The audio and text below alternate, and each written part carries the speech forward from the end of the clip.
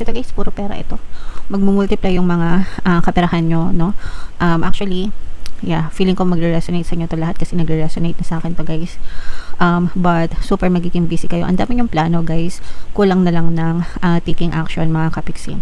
And itong mga plano nyo talagang, especially when it comes to finances, pwedeng business guys, or trabaho, or any source of income. Pero magmumultiply guys, no? Yung pasok ng pera sa inyo, ibig sabihin, pwedeng maging madoble, matriple, pero nararamdaman natin na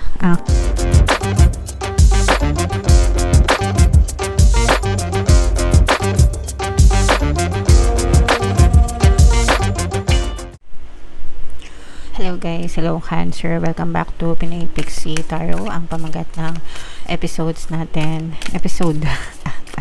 natin for tonight is full moon kapalaran guys, para ngayong January to February, para sa Cancer, Sun, Moon, Rising Sign, and Venus. Yung ating full moon guys ngayong January ay sa January 3, tapos yung next na full moon naman natin ay sa February 2 mga kapiksi. So, ang reading na to ay para sa period na yan. And ang pamagat ng ating full moon ay wolf moon mga kapiksi. So, unahin natin tong deck na to guys. Ito yung moon message para sa inyo. The answers you need are coming. Okay? So, maganda ito mga kapiksi. Ibig sabihin, paparating sa inyo ang mga sagot sa mga tanong nyo, ang mga solusyon sa mga problema nyo. Cancer, dadating din yan ngayon. So, wag kayong mag-alala, wag kayong masyadong mag-worry. Guys, magiging ma-okay din ang lahat para sa inyo, mga kapiksi. Okay? Attune to the moon, have an important conversation but stay calm. So, kung meron kayong mga kailangan kausapin, mga kapiksi, kung meron kayong mga kailangang isettle, kailangan magkaroon ng mga closure sa mga tao guys, no? Importante na makipag-usap kayo ng maayos at kalmado, kasi kung pasigaw kayo, kung galit kayo, wala ring mangyayari sa inyo guys, no? So, yeah, importante na makipag-usap kayo in a very calm and respected manner, guys. Additional meanings nitong card na to, don't be superficial. Kailangan logical tayo palagi, mga kapiksi. Kailangan palaging ginagamit ang isip, no? Sa lahat ng pagkakataon, sa lahat ng bagay, sa lahat ng sitwasyon. Someone is trying to flirt with you.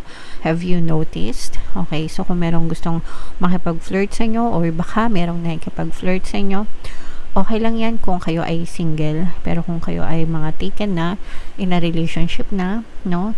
Tigil-tigilan nyo na yan. Kalalandi, guys. Masisira lang buhay nyo dyan. Okay? You need to laugh off this situation and just move on. Mga kapiksi, may mga sitwasyon na, alam nyo yun, hindi na masyadong pinag-aaksayan ng panahon guys, no? Kinakalimutan na lang, kumbaga. Okay?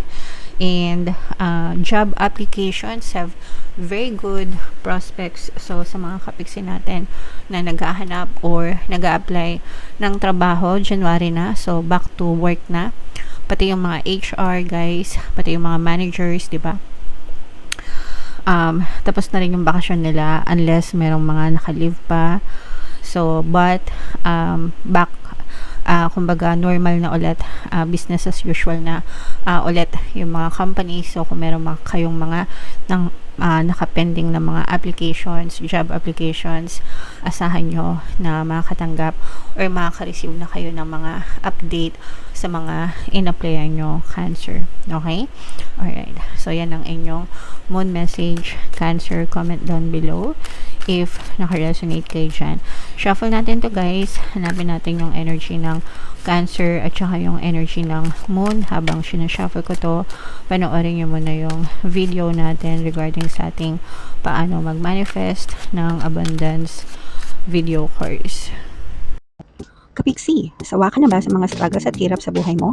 Masipag ka ba at masikap sa buhay ngunit hindi ka pa rin umaasenso?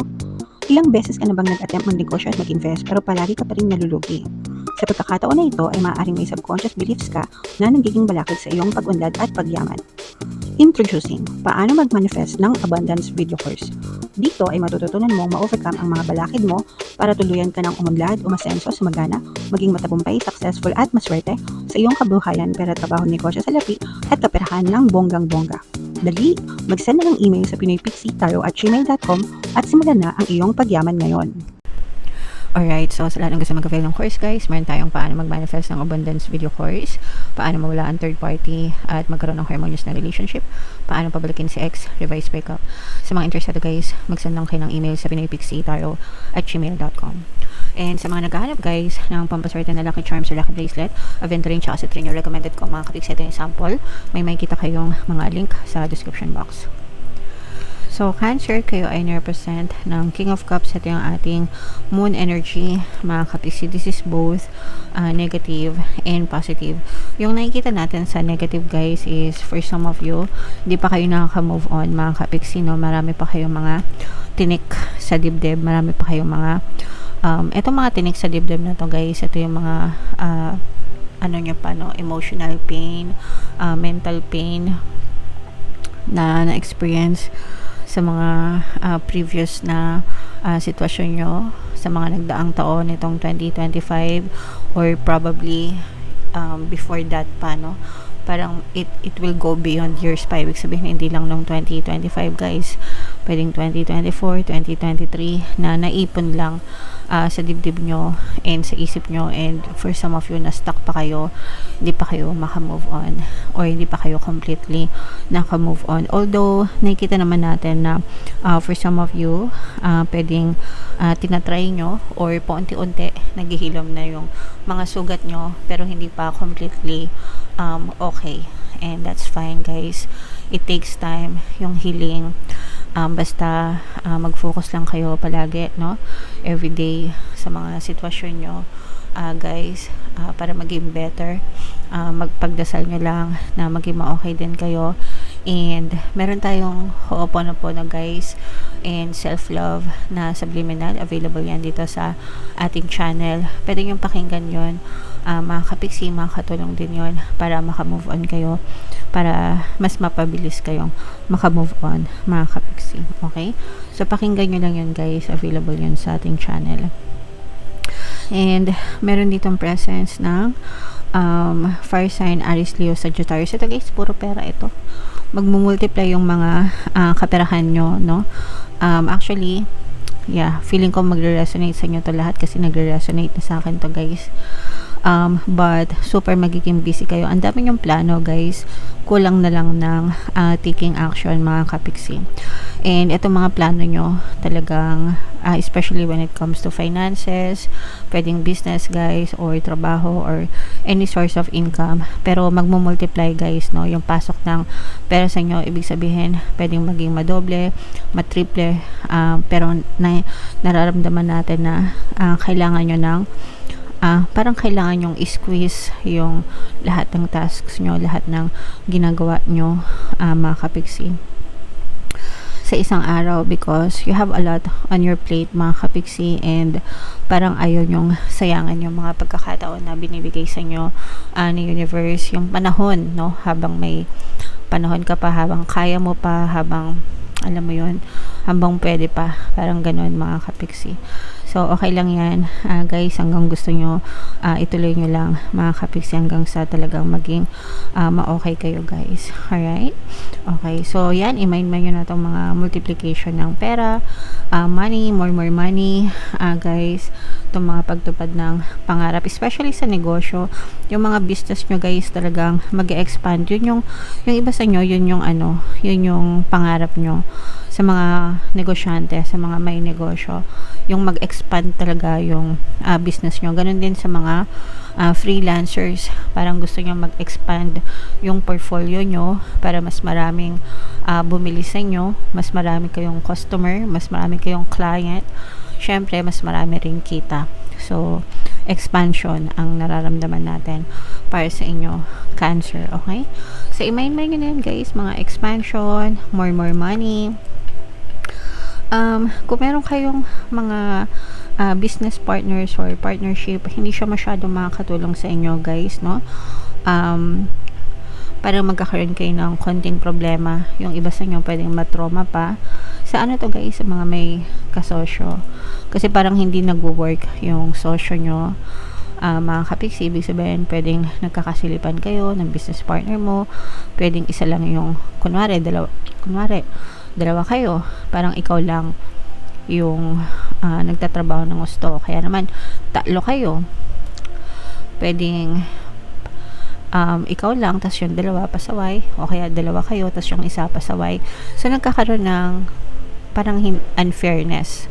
Parang hindi fair, hindi patas. Kaya parang sa mga may business partners, parang hindi masyado magiging ma-okay yung simula ng taon nyo sa negosyo, mga kapiksi. And yung iba sa inyo, parang iniisip nyo na lang na magsolo na. Kumbaga, you will work on your own, mga kapiksi, and okay lang naman yun, guys, okay? And for some of you, ito may mga mamamanifest kayo na mga magagandang parang some kind of recognition. Ito guys, no, parang nare-recognize unti-unti yung mga effort mo, let's say, sa trabaho, no? Pwedeng nagkakaroon ka ng recognition, napapansin ka ng mga boss mo kasi maganda yung trabaho mo, no? And sometimes kapag ka ganun, nabibigyan kayo ng salary increase, o kaya naman commission, bonus, performance bonus kasi magaling kang magtrabaho. So, sipagan nyo lang guys. Iba naman yung sip-sep, mga kapiksi, no? So, wag kayong sumip-sep. Ang importante is galingan nyo lang sa trabaho nyo, and mapapansin din naman talaga kayo pag magaling kayo guys, okay? Alright, so buna tayo ng additional na love message naman ito para ngayong full moon, mga kapiksi. Binabala ko na alisin na yung love reading natin sa ating channel, and i-incorporate na lang siya sa bawat reading natin. So, comment nyo guys kung okay lang sa inyo. Wag umiyak bagkus ay magdasal. So, syempre, well, normal naman guys na umiyak tayo, especially kung may mga relationship problems tayo guys, diba? Pero, imbis na umiyak kayo, or aside sa pag-iyak, sabayan nyo na rin ang dasal, lalo na kung gusto nyong ma-save or maging ma-okay yung relationship nyo, mga kapiksi. Okay lang na umiyak guys, para maibsan yung sama ng loob nyo, yung inis nyo. Normal yan, mga kapiksi, dahil tayo ay tao lang, lalo na pag nasasaktan, normal lang na umiyak. Pero kumbaga, hanggang maiiwasan, kung pwedeng malesen, di ba? I-lesson nyo and mag-shift kayo sa prayers, no? Pagdasal nyo na sana maging ma-okay din kayo and maging mapayapa kayo sa inyong relationship, Cancer, okay? Alright, so comment down below guys. Ito yung ating first reading para ngayong 2026. Happy New Year sa inyong lahat, Cancer. Ito yung inyong 2026 kapalaran guys. Ito naman yung ating success stories ng paano mag-manifest ng abundance video course. Click here to subscribe guys. Thank you for liking, sharing, and subscribing. See you next time. I love you all. Have a nice day. Bye bye.